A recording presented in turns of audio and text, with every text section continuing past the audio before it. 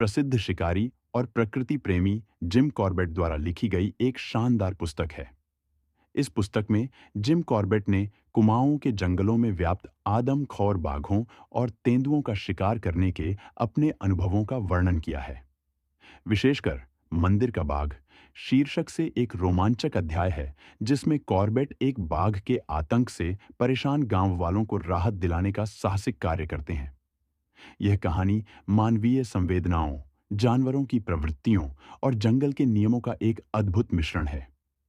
मंदिर का बाघ जिम कॉर्बेट को 1950 के दशक में नैनीताल के पास एक छोटे से गांव से एक पत्र प्राप्त हुआ, जिसमें गांव वालों ने एक आदमखोर बाघ से मुक्ति दिलाने की अपील की थी। यह बाघ जंगल के एक प्राचीन मंदिर के पास अक्सर देखा जाता था और इस कारण इसे मंदिर का बाघ कहा जाता था। बाघ ने अब तक कई गांव वालों को मार डाला था और भय के कारण गांव वालों ने उस मंदिर के पास जाना छोड़ दिया था। कॉर्बेट ने गांव पहुंचने का निश्चय किया। जब वह वहां पहुंचे तो गांव में एक भयावह शांति थी। गांव के लोग इतने डरे हुए थे कि वे अपने घरों से बाहर निकलने से भी कतराते थे। मंदिर जो पहले एक धार्मिक स्थल था, अब बाघ के डर के कारण वीरान हो गया था। कॉर्बेट ने पहले गांव वालों से बाघ के बारे में जानकारी जुटाई और बाघ की आदतों को समझने की कोशिश की। शिकार की तैयारी कॉर्बेट ने बाघ के ठिकाने का पता लगाने के लिए जंगल का मुआयना किया। बाघ बेहद चालाक था और उसकी गतिविधियां अत्यधिक असामान्य थीं।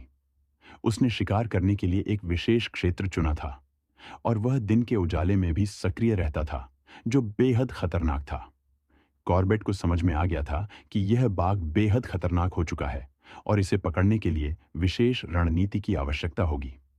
उन्होंने कई रातें जंगल में बिताईं, बाघ की गतिविधियों को समझने की कोशिश करते हुए।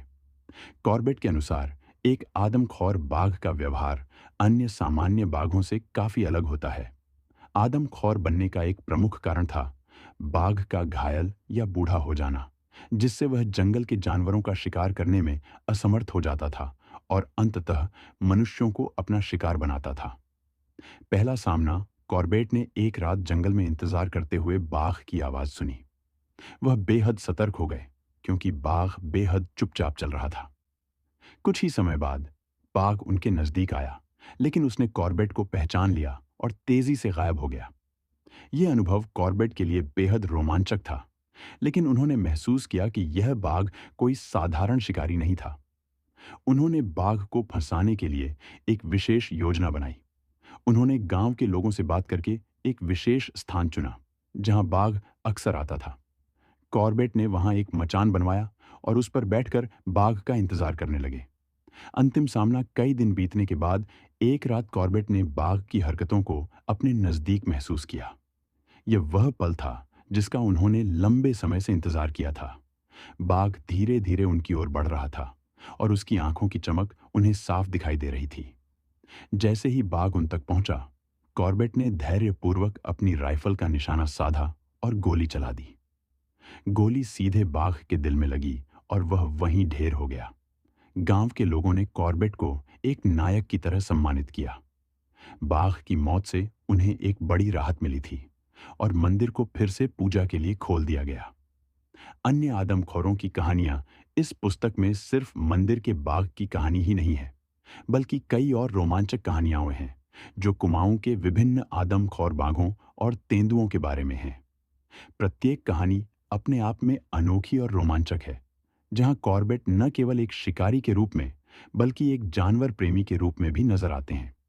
उनका शिकार का तरीका सिर्फ हिंसा पर आधारित नहीं था, बल्कि वह जानवरों की प्रवृत्तियों और उनके मनोविज्ञान को समझकर शिकार करते थे। कुमाऊं के जंगल और कॉर्बेट का दृष्टिकोण।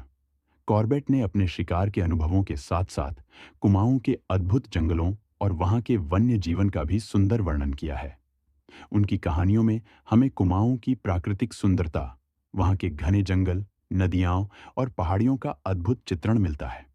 वह मानते थे कि बाघ और अन्य जंगली जानवर प्रकृति के महत्वपूर्ण अंग हैं और उनका आदमखोर बनना सिर्फ एक अस्थायी विकृति है जो अक्सर मानव हस्तक्षेप के कारण होती है।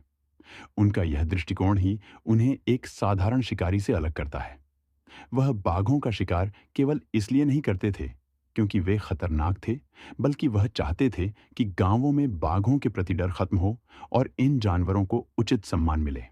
उपसंहार, कुमाऊं के आदमखोर, मंदिर का बाघ और अन्य कहानियां केवल एक शिकार की किताब नहीं है, बल्कि यह मानव और प्रकृति के बीच के जटिल संबंधों को उजागर करती है।